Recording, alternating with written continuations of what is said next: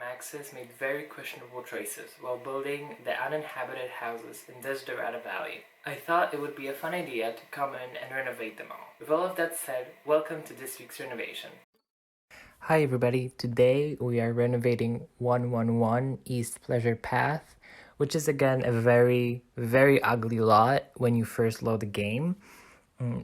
The thing with this lot is that it's again, like most houses in Desiderata Valley, only one bedroom and one bathroom. Not all of them are like that, but a lot of them are like that, and a lot of them are very big, which also doesn't make much sense because why wouldn't they make them bigger? Anyway, I took the approach that I take every single time, is that I made it more bedrooms and more bathrooms.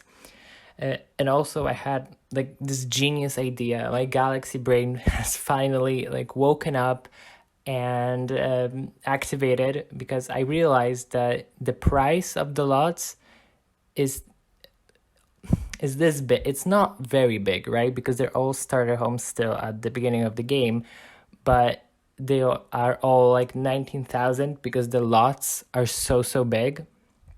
Here and at this point in the video, I have done it already. I have shrunk the lot in Lot Adjuster, which is just an amazing tool. Chef's kiss. It really helps. In this case, it helped a lot with actually making this house affordable, because I accomplished the two things that I wanted in a starter home, and that's island counters and a TV. And it was actually kind of unbelievable putting them down and actually seeing the price of the house still being under 20K. And now actually I'm kind of convinced that the houses that I built before that were more expensive than 20K, had a brain fart there, could be actually 20,000 or like 22, 25,000 if I actually shrunk them. Well, I didn't think about that before, so that's a bummer. Let's just keep them as they are and forget about that. But I'm going to be using this technique from here on out. So every house that has a lot of free and unused space that's not occupied by the house will be getting shrunk, because it really does save a lot of money. This house in particular was 19,487 simoleons, and when I shrunk the lot, it was about 16,000, if I remember correctly. So that's a huge change. And as you can see, I'm putting down the TV. There I'm not really optimistic about the outcome, and I don't really expect to keep it. We do end up selling some windows in the end. For example, the windows in the kitchen and the bedroom, and the master bedroom, I end up selling the double door, the sliding door, because we didn't have that much money. At a later point, like at the end of the whole renovation, I wanted to add some landscaping because I felt really positive about this house, and I didn't quite manage to do that. I only added like 4 flowers near the door, but that's still something. The other houses just don't have any landscaping. I couldn't afford a tree. I really wanted to. I really wanted to have a tree, but I had like 60 simoleons left maybe, and the cheapest tree was like 200.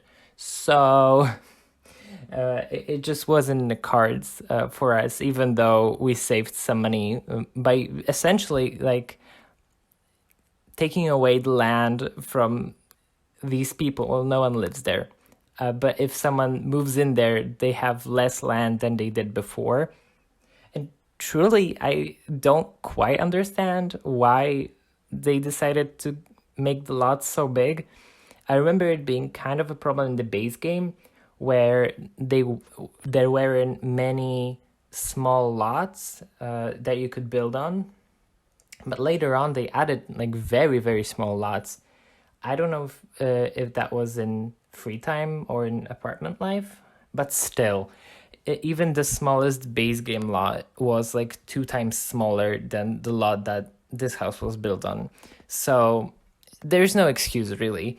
They just kind of made themselves suffer, which is, I mean, to each their own, I guess. But it just seems a bit weird. And as you can see, I kind of went with the most of the furniture that I go with in all the houses because it's the cheapest one. I actually shrunk the house a bit too, and it helped like a tiny bit, but I mean, it saved us some for some decorations and some like a table. Is I essentially wanted to have only an island, but then I realized that I made this house for 4 Sims, and making a four wide island would be kind of like it would look very weird with the layout that I have already made.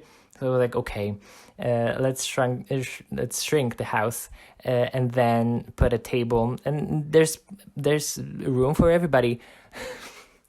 Okay, I'm deleting Windows again. And also the one thing that bothered me is the path. I wish the one thing about Sims 4 that's great is that you can just pick up a house and move it anywhere. And I would have loved to do that, but unfortunately I would have had to rebuild it entirely to move it even like one space forward. So it's kind of, it's weird looking so far from the road, but whatever. And that path is ugly, but I left it because I figured that it would be better to have it than to not have it.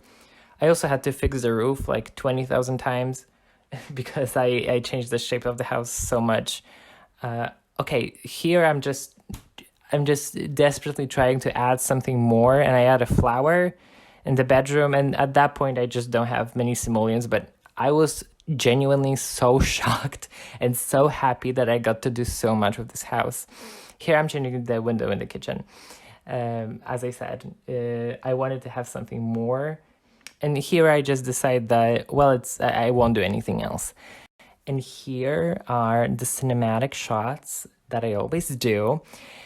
Well, I hope you guys enjoyed this video, and I'll see you in my next one.